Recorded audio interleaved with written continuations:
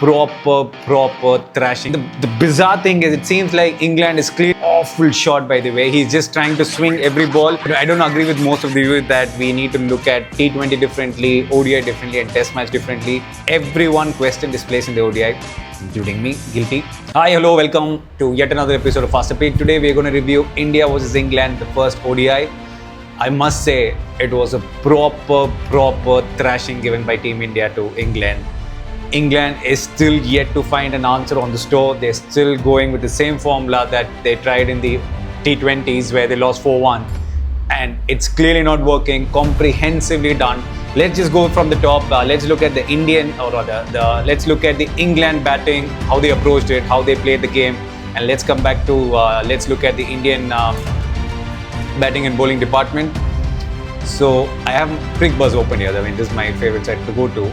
If you look at it, they had a very strong start. Ben Duckett and Salt gave a solid start to England of 75 runs in the power play. But the plays where they lost the plot was, okay, the run out, it happens. Yes, Ben Duckett could have been a bit more aggressive in his running, but that's fine. It happens, doesn't matter. But the approach, the moment the second wicket fell down. So Salt went for 75 and then Duckett got out when the score was 77. And then Harry Brook came in and it was a decent ball, but again, you need to understand the approach of bang bang. Every ball is not just working. And the bizarre thing is, it seems like England is Livingston got out at 183, which was an awful shot, by the way. He's just trying to swing every ball. Everyone is commenting out that he's the next Maxwell, but he is surpassing Maxwell's ability as well. But he has the talent, but at one point you should address the way you get out.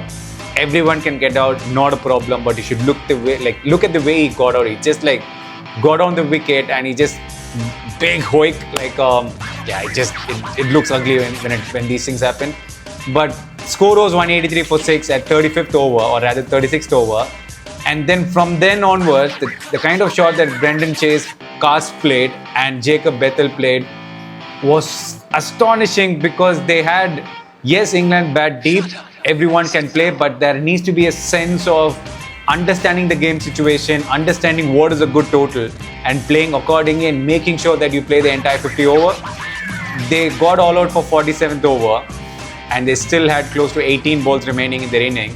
Had they played those extra 18 balls, anything could have happened. England, instead of posting 240, could have easily posted 300, which could have been a totally different game altogether had England scored 300, but they just scored 250, which was under par on that particular track. Okay, let's look at the Indian batting. Jaiswal got a really good ball. Nothing can be done on that. Had a very decent ODI debut. Everyone expected for him to go big. All right. Rohit Sharma form is still a concern.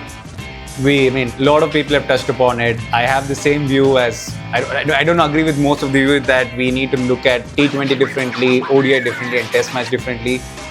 Right now, the phase Rohit Sharma, at least personally, it doesn't seem like there is a technical flaw, but it's with the mental aspect of his game. So it doesn't matter which form you play, as long as it's international cricket and there is a lot of pressure on it. I think he is struggling a bit. He just needs to play his natural game and do not be tentative. If he gets out, you get out. But he just need to make sure that he plays the natural game. But I would say, since India won this game, the win might have an effect on Rohit Sharma's game going forward in the next ODI, where he might be a little more relaxed, because it's been a long time since he has won a game. So it might help him out mentally as well, in terms of his captaincy seemed to work, the team responded, and his batting will come into the game. So let's see.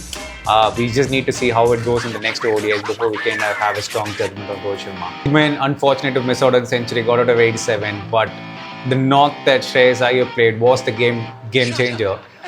India was reeling at 19 for 2, and from then Iyer understood the situation and England went in the same short ball strategy that Iyer was having the trouble in the past, similar to what Sanju is going on. But the two shots that he played, one full shot and the one uppercut that he played, and the confidence in which he played, England didn't have a plan B and C. It was very clear that they had one plan, that is go short as Shreyas Iyer and he'll give his wicket away. But the confidence in which he played those two shots, just put England on the back foot where he just didn't have an answer. They were just bowling it out there, and he just completely capitalized the opportunity. And it was a flawless 59 that he scored, which set up the game for India. And from there, promoting AXAR Patel at number 4 or at number 5 rather was a good move of bringing a left-hander. And AXAR Patel has been doing brilliantly with the bat, so it is good for him to take that opportunity. Him performing the way he did is going to be solving a lot of questions for Team India in the middle over when he's looking at a left-hand, right-hand combination. So I think he, like most of the move that India did in terms of the batting was a tick. Yes, KL Rahul and Pandya, KL Rahul and it was unfortunate the way he got out because he was tentative, because he was trying to play just a defensive game so that Shubman can get to a century. Talking about Shubman Gill, everyone questioned his place in the ODI, including me, guilty.